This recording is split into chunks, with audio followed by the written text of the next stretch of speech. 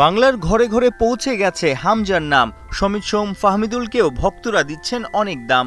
ভুলে গেলে চলবে না দলীয় খেলা ফুটবল। দল হয়ে ছুটতে পারলে, সখ্যতা বাড়লেই কেবল মাঠে মিলবে ফল।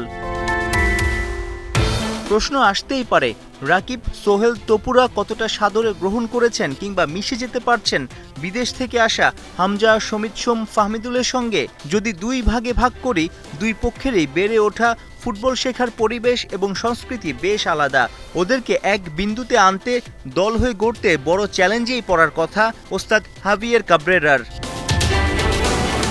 টিম বাংলাদেশ অনুপ্রেরণা খুঁজে নিতে পারে সাবেক বিশ্ব চ্যাম্পিয়ন ফ্রান্সের কাছ থেকে।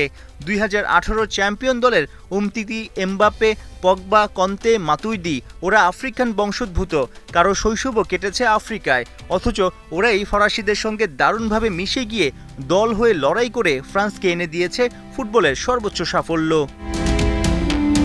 হামজাদের নিয়ে নিশ্চয়ই বিশ্বজয়ের মতো আকাশকুসুম স্বপ্ন দেখছে না কেউই।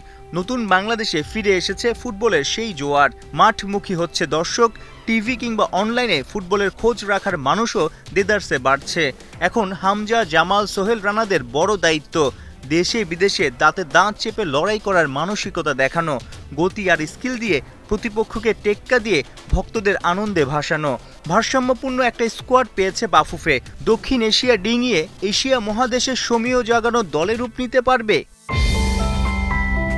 ওই মিশনের প্রথম চ্যালেঞ্জ 10 জুন নিজ ডেরায় সিঙ্গাপুরের বিপক্ষে মহারণে।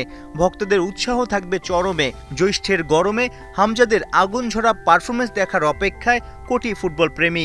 নিশ্চিত করেই বলা যায়, সেদিন লাল সবুজ জিতলে সবার মনে বয়ে যাবে শীতল হাওয়া, শান্তি। সাইফুল রূপক, ৭১।